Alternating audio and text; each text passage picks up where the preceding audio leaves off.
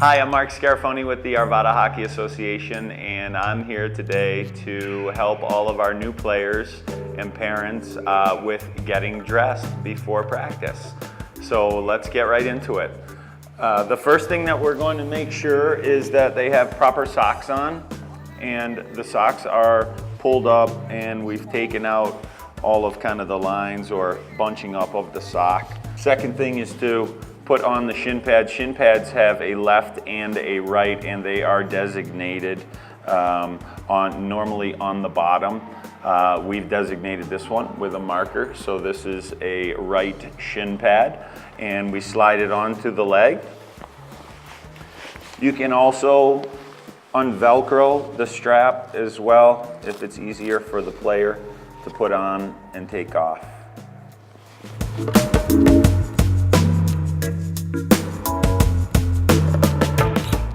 There are a left and a right on all pads, normally indicated on the bottom of the shin pad, or there will be, this is a little bit weathered, but it may indicate on the tag as well.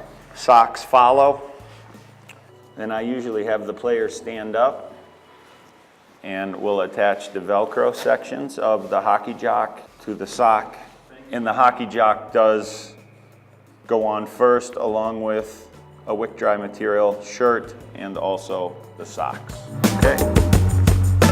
Once the shin pads are attached with socks to the Velcro jock, the pants then go on. It's okay to put the skates on first if your pants are equipped with a zipper on the inside. That way the skate will fit through the pant. Sometimes the skate does not fit through the pant, and in this situation that is the case, so we put the pants on first and then the skates to follow. So we'll lace up the pants. We just have a skate lace here, and we just tie everything together and attach with our pants. Suspenders is a recommendation if the pants seem to be slipping down. With a lot of the younger kids, I think it tends to get around the waist tight enough, so I don't see too many situations where we have suspenders on the pants. So this is the bottom section that's been assembled at this point, and the next piece will be the skates.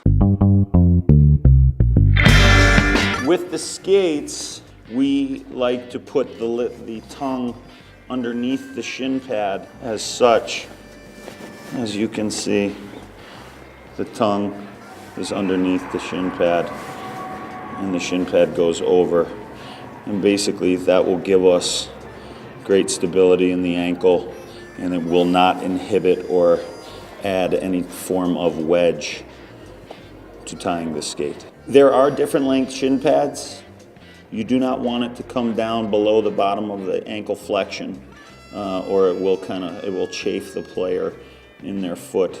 And as noted, this situation, we put the tongue under the shin pad, and then as we lace the skate, it is taut on the bottom section, not too tight over the top of the foot where the skin is very thin. And as we progress up to the top of the skate, the upper eyelets, we will tighten on those a little more so it conforms to the ankle. It's nice by the peewee age for our players to be able to tie their own skates. The other consideration here that I like to do is double and take everything together, external lace included with the bow.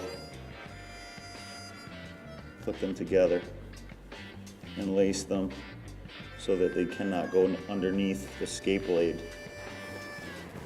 Not around the ankle. Correct. We are not wrapping around the ankle here. We're allowing flexibility throughout the skate and its manufacturing process. I also like to take the laces and I'll tuck them up under the sock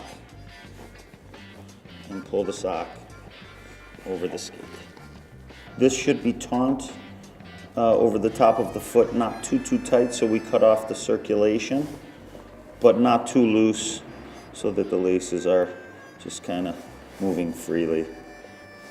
And then again on the top section, in the top 2 or 3 eyelets, nice and snug, conforming around the ankle. And in my situation, I like to take all laces, make them even, bring them in a knot, and lace under the sock. Tape can be done around the sock.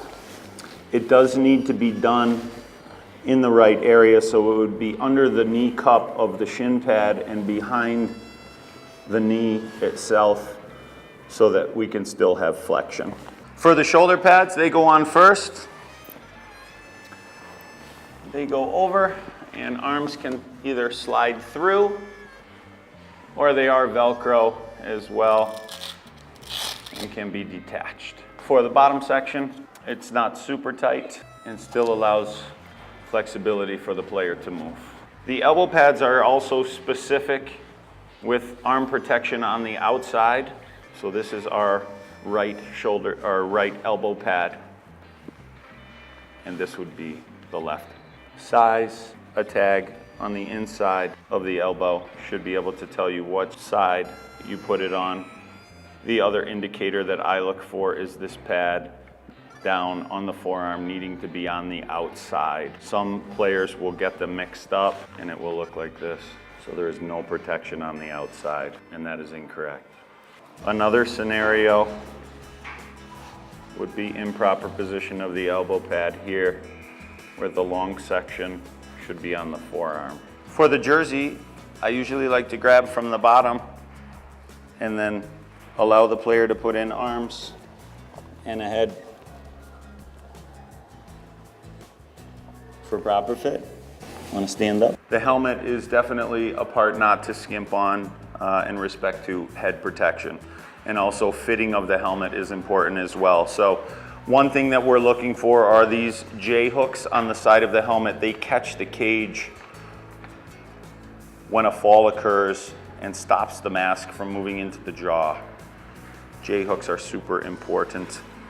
The other fitting piece is the flap on the side that is adjustable without any tools, which is a feature on some of the mid to higher end helmets, which could be beneficial for easy fit of the player.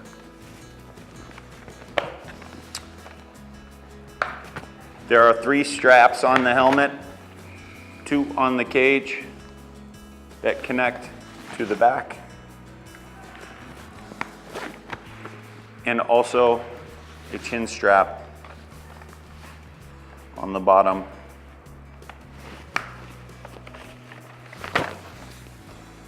that will go under the player's chin and be attached. And that process looks like so.